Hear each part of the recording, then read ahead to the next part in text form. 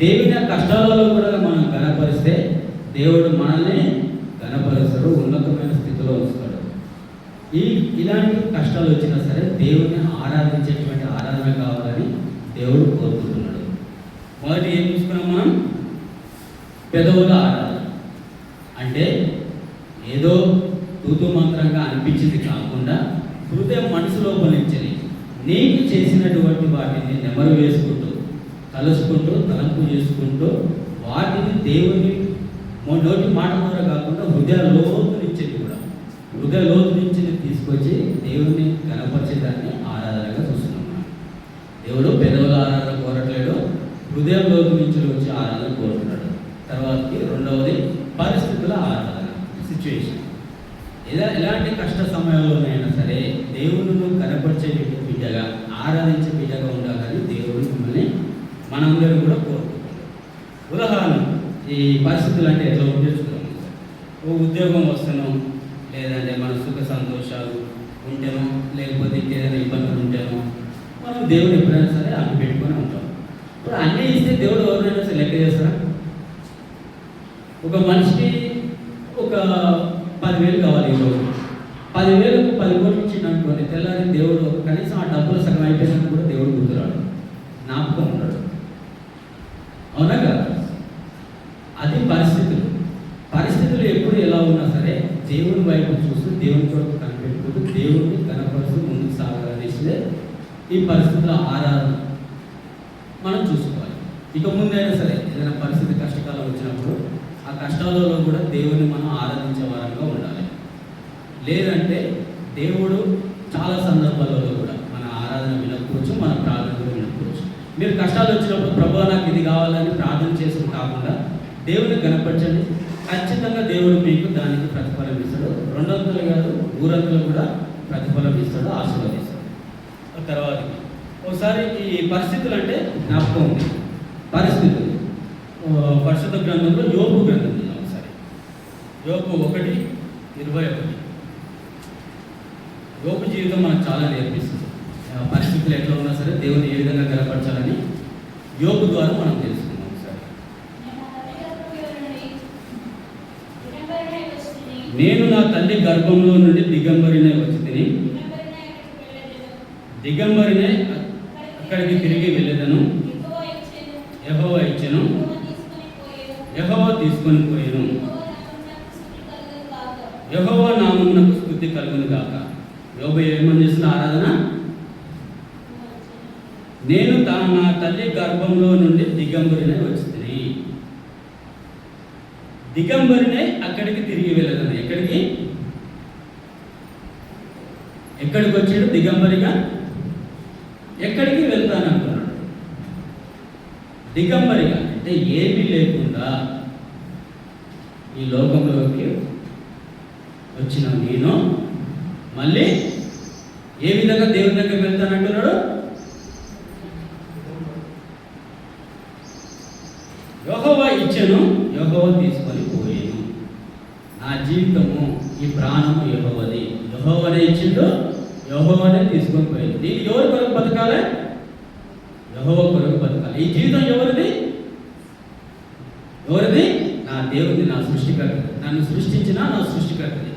ఈ మధ్యలో జీవితము నేను దేవునికి కనపరిచే బిడ్డగా ఉండాలి. పరిస్థితులు ఏ విధంగా ఉన్నా సరే యోబు జీవితాన్ని చూసుకుంటే ఆయన అనుభవించిన కష్టాలు కానీ ఆయన బాధలు కానీ ఒకసారి మన ఇంటికి వెళ్ళి ఒకసారి ఆద్యాన్ని ధ్యానిస్తే తెలుస్తుంది. అదే పరిస్థితులలో మనం ఉంటే మీరేమో కానీ నేనుంటే మాత్రం ఖచ్చితంగా నేను ఎప్పుడూ తప్పుతాను. పారిపోయేటోళ్ళు కూడా ఉదాహరణ కూడా సరే అలాంటి పరిస్థితులలో కూడా దేవుడు నిలబెట్టిన సందర్భాలు ఉన్నాయి. కానీ యోబు జీవితం నుంచి మనం నేర్చుకోవాల్సింది ఏంటంటే పరిస్థితులు ఎట్లా ఉన్నా సరే దేవుని కొరకు మనం నిలబడాలి, దేవుని ఆరాధించే బిడ్డలుగా మనం ఉండాలి. యెహోవా ఇచ్చెను, యెహోవా తీసుకొని పోయేను, యెహోవా నామమునకు స్తుతి కలుగును గాక. ఇలాంటి జీవితాన్ని, యోబు లాంటి జీవితాన్ని మనం కూడా కలిగి ఉండి ఎలాంటి పరిస్థితుల్లోనైనా సరే దేవుని ఆరాధించే బిడ్డలుగా మనం ఉండాలని దేవుడు కోరుతున్నాడు. అలాగే ఇంకోటి చూస్తున్నాం, ట్రూ వర్షిప్, ఆత్మతోనూ సత్యంతోనూ ఎలా ఆరాధించుకోవాలి. వ్యవహారం 4:21 మనం చూస్తున్నాం. మళ్ళొకసారి యోహాను 4:21. యోహాను 4:21. అమ్మ ఒక కాలం వచ్చుచున్నది, ఆ కాలమందు ఈ పర్వతం మీదనైనను యెరూషలేములోనైనను మీరు తండ్రిని ఆరాధింపరు, నా మాట నమ్మును. ఏమంటున్నావు? నన్ను ఆరాధింపరు. ఎందుకు ఆరాధింపరు? 21 మొదటిసారి చూసుకున్నాం. ఆ కాలం ముందు, ఏ కాలం? కష్టకాలం. వాడు వచ్చి మీ పీకి మీద కత్తి పెట్టి, మీరు ఆరాధిస్తే మిమ్మల్ని చంపుతా అంటే మన నోటికి వెళ్ళి గొంతుకెళ్ళి మాట వస్తుందా? ఒక మాట అయినా వస్తుందా? పీక మీద కత్తి పెట్టి నువ్వు మీ దేవుని ఆరాధిస్తే నేను చంపేస్తానంటే మన నోటికి వెళ్ళి మాట వస్తుందా? గొంతు దాటి ఒక పదం బయటకు వస్తుందా? రాదు. దేవుడు చెప్తున్నాడు, మీరు నన్ను ఆరాధింపరు. ఏమని? ఆ కాలం ముందు ఈ పర్వతం మీదనైనను యెరూషలేములోనైనను మీరు తండ్రిని ఆరాధింపరు, నా మాట నమ్ము. నేను చెప్తున్నాగా, నీకు కష్టం వచ్చినప్పుడు, నీకు ఇబ్బంది అయినప్పుడు, నేను పరీక్షించినప్పుడు నువ్వు నన్ను ఆరాధింపవు. నువ్వు ఆరాధించవు నన్ను. దేవుడే స్పష్టంగా సూటిగా ముక్కుసూటిగా మొహం మీద చెప్తున్న మాట ఇది. అందుకనే దేవుడు ఇలాంటి మాట పలికిన తర్వాత కూడా, ఈ మాట చెప్పిన తర్వాత కూడా దేవుడు మనకి ఏం చేసిన అనే దాన్ని పక్కన పెట్టి, దేవుడు మనకి ఇచ్చిన ఈ జీవితానికి దేవుడి మీద ఆధారపడుతూ దేవుడి కొరకు బతుకుతూ దేవుని ఆరాధించాలి. అదే యథార్థంగా హృదయపూర్వకంగా నిజాయితీగా మనం ఆరాధించేటువంటి ఆరాధన. ఎలాంటి కష్టాలు వచ్చినా సరే మనము దేవుడి కొరకు నిలబడేదే నిజమైన ఆరాధన. ఉదాహరణకు అంటే ఈ సిచ్యువేషన్స్ ప్రకారం, అంటే ఈ కష్టకాలాలలో దేవుని బైబిల్లో కొంతమంది ఎంత కష్టం వచ్చినా సరే దేవుని ఆరాధించిన సందర్భాలు ఉన్నాయి. దాంట్లో మనకు మొదటి చూసుకుంటే అపోస్తుల కార్యములు 16వ అధ్యాయం.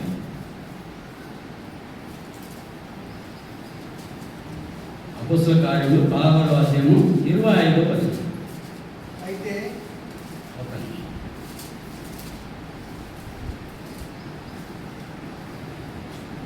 అయితే మధ్యరాత్రి వేళ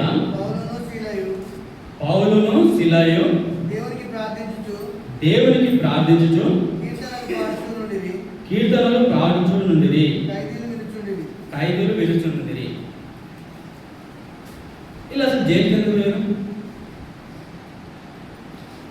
ఎందుకు నేరస్తులుగా బందీఖానాలోకి వెళ్ళారు వీళ్ళు?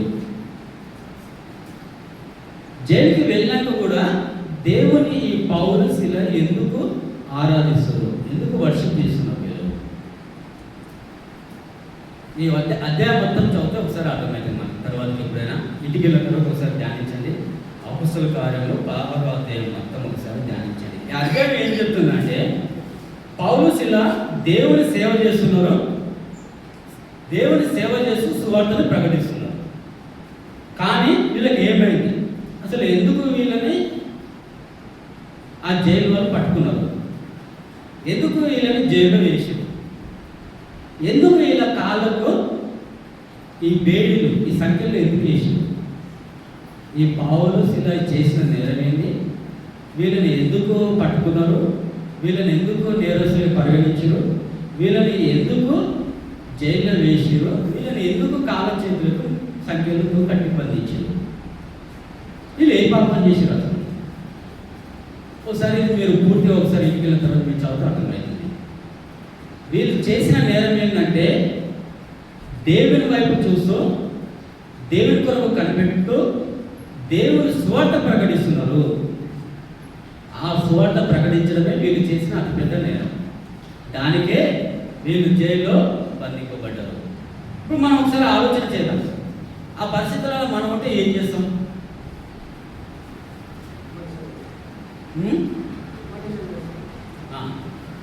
పెద్దన్న గట్టిగా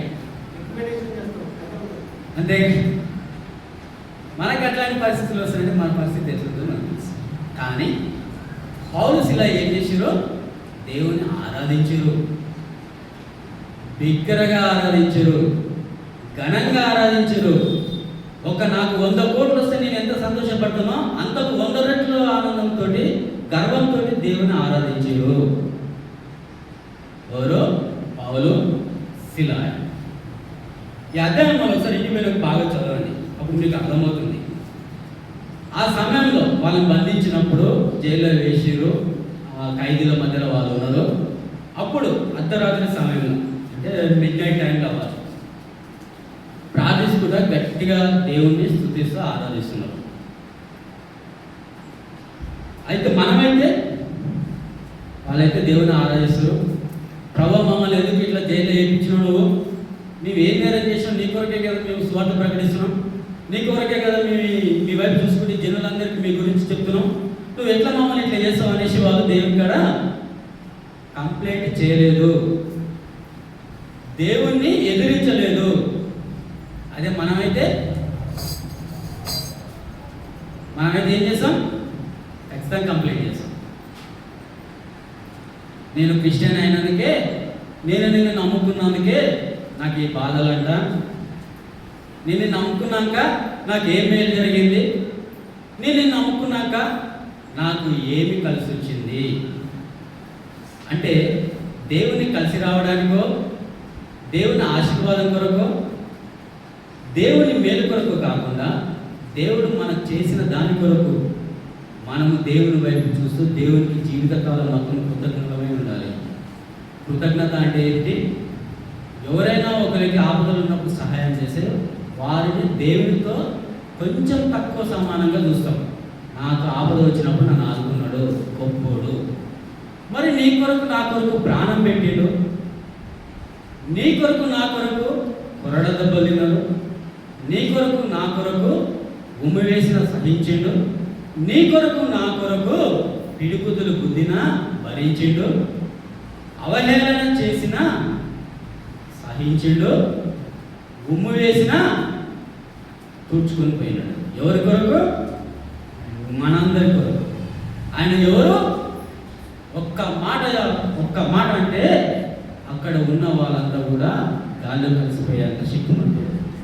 కానీ అంత శక్తిమంతుడై ఉండి కూడా ఆయన కేవలం మన పాపల కొరకు, కేవలం మన పాప జీవితం నుండి మనల్ని బయటికి తీసుకురావడానికి, ఎలాంటి అర్హత లేని మనల్ని ఆయనతో పాటు సమానంగా ఆకాశంలో ఆయనతో పాటు సమానంగా ఆయన పక్కన కూర్చునడానికి అవకాశం ఇచ్చడానికి ఆయన రక్తంతో, ఆ శిలువలో ఆయన కాచిన రక్తంతో మన పాపాలని అరికాలు మొదలు పెట్టుకొని నడునెత్తి వరకు కడిగి వారసులుగా చేసుకున్నాడు.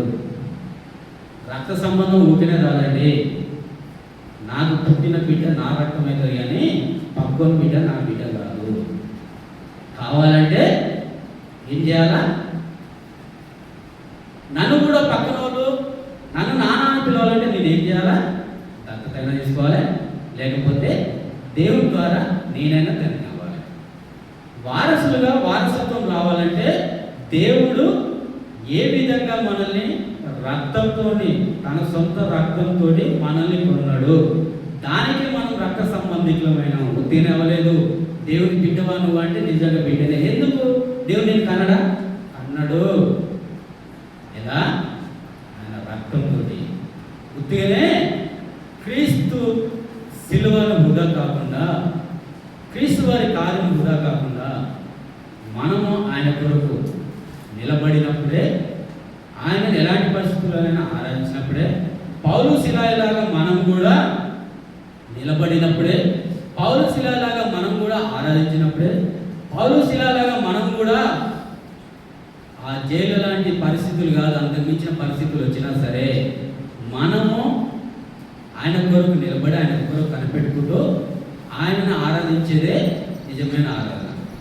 అంటే పౌలు శిలా అంటే నాకు కూడా గుర్తొచ్చింది. కొన్ని నెలల క్రితం నేను కూడా అనుకోకుండా కొన్ని పరిస్థితుల వల్ల నేను జైలుకి పోవాల్సి వచ్చింది. దాదాపు ఒక 12 రోజుల దాకా నేను అందులో ఉండాల్సి వచ్చింది. నేను ఉన్న ఒక్కరోజు కూడా, నేను జైలుకి అడుగు పెడుతున్న మొదటి రోజు నుంచి కూడా అనుకుంటా, నేను లోపలికి అడుగు పెట్టగానే నేను ముందు పోయే ముందు నేను ప్రార్థన చేసుకున్న, ప్రభా ఏంది ఇట్లా జరిగింది, మరి ఎట్లా ఇది ఆవేశము అనుకోకుండా అది జరిగిపోయినది. సరే నీ చిత్తం మరి ఇట్లా ఉన్నట్టుంది. ఇది కూడా నాకు ఒక రకంగా మీరు చేసిన శిక్ష అనుకుంటాను. సరే ప్రభా, నీ అనుమతి లేకుండా ఏది జరగదు. యథార్థంగా నేను లోపల పోయేటప్పుడు ఏడవలేదు, కాలేపు ఉన్నాడు, నవ్వుకుంటా పోయింది కదా, నవ్వుకుంటా పోయినా. ఎందుకంటే నేను ఆయనకు అర్థమైంది, దేవుణ్ణి ఒకవేళ దేవుని చిత్తం లేకపోతే కాదు. ఎవడు నన్ను లోపలేసేటోడు, ఎవడు నన్ను లోపల తీసుకుపోయేటోడు? దేవునికి ఇష్టం లేకపోతే కార్యం కాదు. కాబట్టి సరే నువ్వే తీసుకుపోతావు, మరి నాకు ఎందుకు బాగుండదు, మరి పరిస్థితులు బయట జరిగినాయి తెలుసు, మరి ఏం చేస్తూ వచ్చాయి ప్రభా, లోపల పోతున్నాను, బయట లోపల పోయినా. లోపల పోగానే వెంటనే చేయలేరు, సూపరింటెండెంట్ వాళ్ళంతా కలిసినారు, ఏమీ అడిగినారు. వెంటనే కానిస్టేబుల్ గుర్తుపెట్టేసి సార్ పలానా సో అని చెప్పినారు. లోపల పోనేసి నాకు ఎవరైతే క్రైస్తవులు దేవుడిని నమ్ముకున్న వాళ్ళు ఉన్నారో దాసుల్లోకి నన్ను చేసినారు. పోయినా 8 నెలలు అడిగి పరిచయం చేసుకున్నప్పుడు నైట్ రోజు రాత్రి నేను ప్రేర్ చేసుకుంటే నన్ను చూసినారు. ఏది నువ్వు క్రైస్తవుడు అని? అవును అని. మరి ఏంది మీ దేవుడు అన్నిట్లలో కాపాడుతున్నా ప్రార్థన చేసుకోలే, జైలుకి వచ్చినాం. మరి నేను చేసిన దానికి నా దేవుడు ఏం చేస్తాడో, నా దేవుడు ఏం చేస్తాడో రేపు నుంచి నువ్వు చూడలే, ఇలా ఏం కాదులేదు బ్రదర్, చూపండి అని. తెల్లారి అయిపోయింది. నేను దేవుని రోజు ఏడవడం కాదు, ప్రార్థన చేయడం కాదు. ప్రభు నువ్వు వీడికి తీసుకొచ్చినావంటే నీది ఏదో ఉద్దేశం ఉంటుంది, ఆ ఉద్దేశం నువ్వు నెరవేర్చు. అయినా సరే నాకు ఇళ్ళ నువ్వు రాగానే నన్ను మంచిగా అందరూ కలుపుకునే విధంగా చూసినావు, నేను అందుకు బట్టి నీకు స్తోత్రం దేవా. నా ప్రవర్తన నేను ఇళ్ళ నీకు గణపరిచే బిడ్డగానే ఉండాలి. నా ద్వారా నేను బయటకు వెళ్ళేటప్పుడు కనీసం ఒక్కరిద్దరైనా సరే రక్షింపబడేటట్టు నా ద్వారా చేసి ప్రభావం ప్రార్థన చేస్తున్నాను. నేను అదే విధంగా ముందుకు పోతున్నాను. అద్భుతంగా దేవుడు నన్ను కూడా యోసేపు తోడైనట్టుగా, పౌలు శీలకు తోడైనంత గొప్పని కాకపోతే దేవుడు అంత అద్భుతంగా నన్ను కూడా జైల్లో చాలా బాగా చూసుకున్నాడు. ప్రతి ఒక్కరు కూడా వస్తారు, డాక్టర్ సార్ ఒక కాము కూర్చోండి, మీకు ఏమి ఇష్టం అండి పోయి అది చేసుకోండి. మీరు బైబిల్ చదువుకుంటారా, బైబిల్ బుక్స్ చదువుకుంటారా, లేకపోతే ఇంకేమైనా చదువుకుంటారా? నేను పోయిన రోజు అడిగిన, నాకు బైబిల్కి సంబంధించినటువంటి బుక్స్కి ఏవైతున్నాయో అవన్నీ నాకు కావాలని నేను అడిగిన, అవన్నీ నాకు తెచ్చిచ్చారు. అవన్నీ చూసుకుంటూ నిమ్మలంగా పోయాడు. అంటే నిజంగా దేవుడి మీద నువ్వు ఆధారపడితే, నిజంగా ఎట్లాంటి పరిస్థితులైనా సరే నువ్వు దేవుడిని కనుక ఆరాధిస్తే, గణపరిస్తే, స్థుతిస్తే దేవుడు నీకు ఖచ్చితంగా తోడై ఉంటాడు. అంతే తప్పించి నాకు ఎందుకు ఇది ఇచ్చినావు, నేను నమ్ముకున్నాక నాకు ఇదే చేసినావా, నేను రోజు మందిరానికి వస్తా, నేను వేరే దేవుని కూడా పూజించను, నాకు ఇట్లాంటి కష్టాలు ఇస్తావా అనుకుంటే అది దేవునికి నువ్వు ఇష్టమై ఉండడం కష్టం. పరిస్థితి ఏదైనా సరే నువ్వు దేవుణ్ణి గణపరచాలి, దేవునికి ఇష్టంగా ఉండాలి. ఎందుకంటే పౌలు శిలా ఆరాధన పరిస్థితుల మీద ఆధారపడలేదు, వాళ్ళ హృదయము దేవుని మీద ఉంది. ముఖ్యంగా వాళ్ళు జైల్లో ఆరాధన ఆపలేదు, స్తుతి ఆపలేదు, ఏం చేయలేదు. దాని తగ్గట్టు దేవుడు విన్నాడు. దేవుడు విని ద్వారం తెరిచినాడు, వాళ్ళ సంఖ్యలు తెగిపోయినాయి. తర్వాత ఏం జరిగింది, ఎవరైతే ఆయనను బంధించారో వాళ్ళు గడగడ వణికిపోయినారు. వణికిపోయి వాళ్ళకు వాళ్ళే చంపుకోనికి ప్రయత్నం చేసినారు. ఎందుకంటే వీళ్ళు లేరు, తెల్లారి మా రాజు మమ్మల్ని శిక్ష చేస్తాడు, మా పని అయిపోయింది, ఆయనకంటే ముందు మేమే చచ్చిపోదామని వాళ్ళు ఏం చేసినారు. ఒకసారి దీంట్లో ఉంటుంది చూడండి,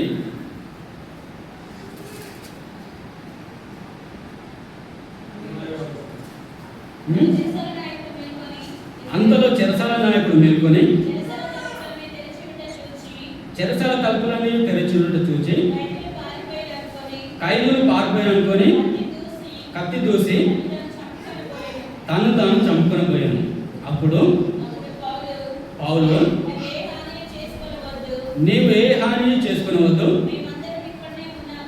మేమందరం ఇక్కడే ఉన్నామని బిగ్గరగా చెప్పాను. అప్పుడు ఏం జరిగినది, అతడు దీపం తెమ్మని చెప్పి లోపలికి వచ్చి వణుకుచు పౌలును శిలాకును సాగిలపడి వారిని వెలుపలికి తీసుకొని వచ్చి, అయ్యలారా రక్షణ పొందుటకు నేనేం చేయవలను? చూడండి ఇంత గొప్ప ధన్యత. ఆ పరిస్థితులలో దేవుణ్ణి నిందించలేదు, దేవుణ్ణి ఎదిరించలేదు. దేవుని ప్రశ్నించలేదు. వాళ్ళు కనపరిచి స్తుతించారు. దేవుడు వాళ్ళని అద్భుతంగా ఆశీర్వదించారు. ఎవరైతే లోపల వేసారో వాళ్ళే గడగడ వణుకుచు వచ్చి నమస్కారం చేసి నేను రక్షణ పొందేటప్పుడు ఏం చేయాలని అడిగారు. మనం కూడా పరిస్థితులు ఎట్లా ఉన్నా సరే పౌలు శిలాలాగానే మనం కూడా దేవుని ఆరాధించే వాళ్ళలాగా ఉండాలి. అది దేవుడు ఇష్టపడి కోరుకునే ఆరాధన. అంతే తప్పించి చేసిన దానికి మనము కృతజ్ఞత తెలిపేది కాదు, చేయని దానికి కూడా మనం కృతజ్ఞత భావంతో ఆరాధించేదే నిజమైన ఆరాధన. ఇలాంటి పరిస్థితులలో మనం కూడా ఈరోజు ఒక నిర్ణయం తీసుకున్నాం. ప్రభువా, ఇక ముందు నేను కూడా మిమ్మల్ని ఎలాంటి పరిస్థితులైనా సరే పౌలు శిలాలాగానే నిలబడి మిమ్మల్ని ఆరాధించే బిడ్డలుగా మేము ఉంటాం. ప్రభువా, ఇప్పటివరకు ఉండలేకపోయినామా తండ్రి, ఇక ముందు కూడా మేము ఉంటామని మనసులో తీర్మానం చేసుకొని మనము వాళ్ళలాంటి జీవితాన్ని కలిగి అలాంటి ఆరాధన అనుభవంలో మనం ముందుకు సాగాలి.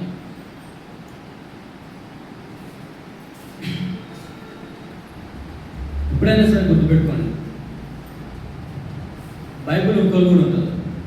షడ్రక్, మెషక్, అబేద్నెగో. ఒకసారి వీళ్ళకు కూడా తీయండి. వాళ్ళు ఏం చేసారు?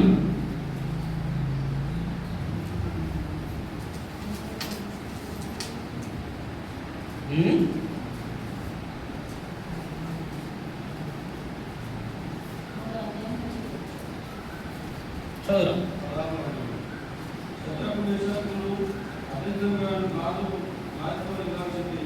అలాగే చెప్పారు.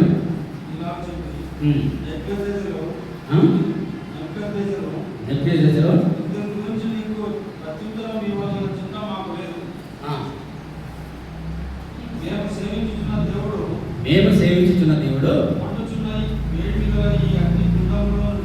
మండుచున్న ఈ వేడిని అగ్ని గుండంలో నుండి మమ్మల్ని తప్పించి రక్షించుటకు సమర్థుడు మరియు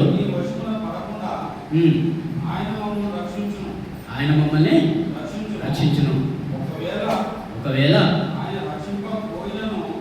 ఆయన రక్షింపకపోయినను రాజా, నీ దేవతలు మేము పూజింపమనియు నీవు నిలవబెట్టించిన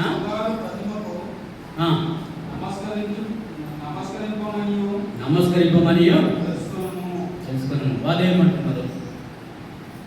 రాజా, మీ దేవులు మేము పూజించము, మీ విగ్రహాలను మేము పూజించాము. మీరు మమ్మల్ని ఏం చేసినా ఏం లేదు, మమ్మల్ని చంపినా ఏం లేదు, ఇంకేం చేసినా ఏం లేదు.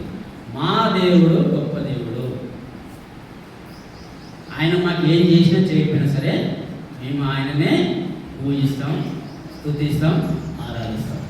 మనం కూడా బైబిల్లో ఈ పౌలు శిలాయి, షడ్రక్, మెషక్, అబేద్నెగో లాగా మన జీవితం కూడా వాళ్ళలాగానే ఉండాలని, వాళ్ళలాగానే దేవుడు ఏం చేయకుండా చేసినా సరే దేవుని వారి జీవితాన్ని మనం ముందుంచుగాక వాళ్ళని స్మరించుకుంటూ వాళ్ళలాంటి ఆరాధన మనం కూడా కలిగి ఉండాలని దేవుడు మనల్ని ఈరోజు మనతో మాట్లాడుతున్నాడు.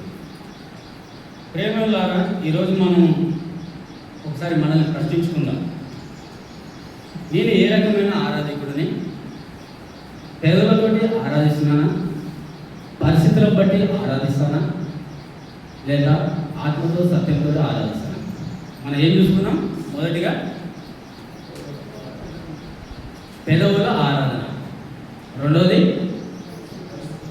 పరిస్థితుల ఆరాధన, మూడవది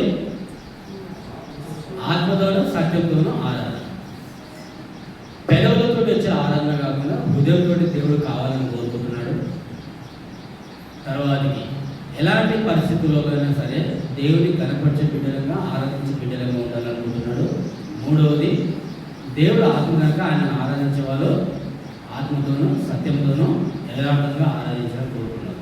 దేవుడు ఆత్మ కనుక మనము ఆయన ఆత్మ సంపూర్ణం కనుక ఆయనలాగానే మనం కూడా బతకాలని, మన జీవితాలు ఉండాలనేసి దేవుడు మనకి ఏమి చేసిన అనేదాన్ని కాకుండా ఏమి చేయకుండా చేస్తాడన్న నిరీక్షణతో దేవుని కనపరిచేదే నిజమైన ఆరాధన. ఇలాంటి ఆరాధనలో దేవుడు మనము ముందుకు సాగాలి. పాట కూడా ఉంటుంది. ఈ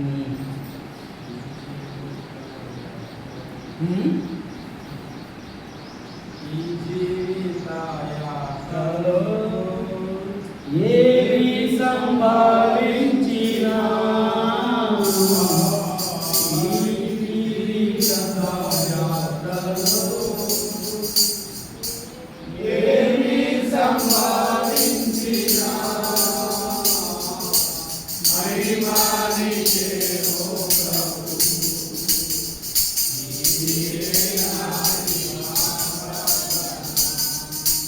మన జీవితంలో ఏది సంభవించినా సరే, ఎలాంటి పరిస్థితులు వచ్చినా సరే, దేవుడు మన కొరకు చేసిన కార్యాలను బట్టి, దేవుడు మన కొరకు ఈ లోకానికి వచ్చినప్పుడు దేవాది దేవుడు, గొప్ప దేవుడు, ఆయన మనం ఏ పాటి వరకు మన కొరకు ఆయన ఈ లోకంకి మానవ జన్మగా వచ్చి మన కొరకు ప్రాణం పెట్టి మన కొరకు ఆ శిలువలో రక్తానికి వచ్చి ఆ బాధలు, ఆ పిడిగుద్దులు, ఆ కొరడాలతో కొట్టడము, ఉమ్మి వేయడము, అవహేళన చేయడము, ఇవన్నీ కూడా సహించి భరించి మన కొరకు ప్రాణం పెట్టిన దేవుడు.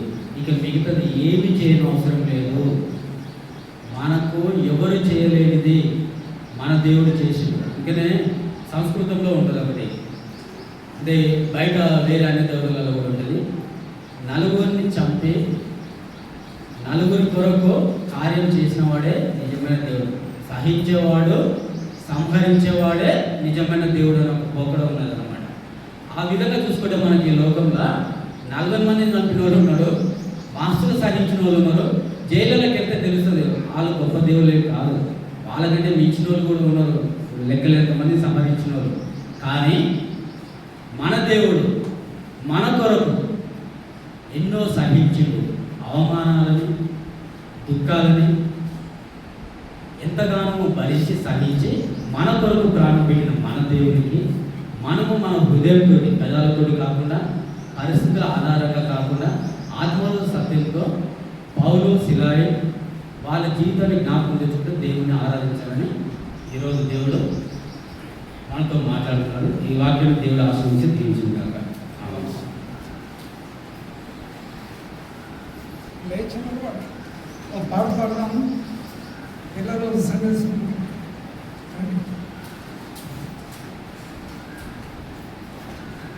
లేచినప్పుడు పాట పాడదాం. 63 పాట సంఖ్య.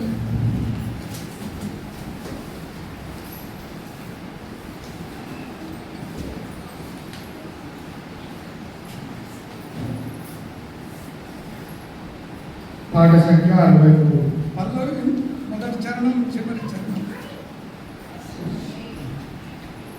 అన్ని పాటల పుస్తకాల్లో అదే పాట సంఖ్య 63. ఓ నాదు యేసు రాధా నిన్నునే స్తుతించెదను.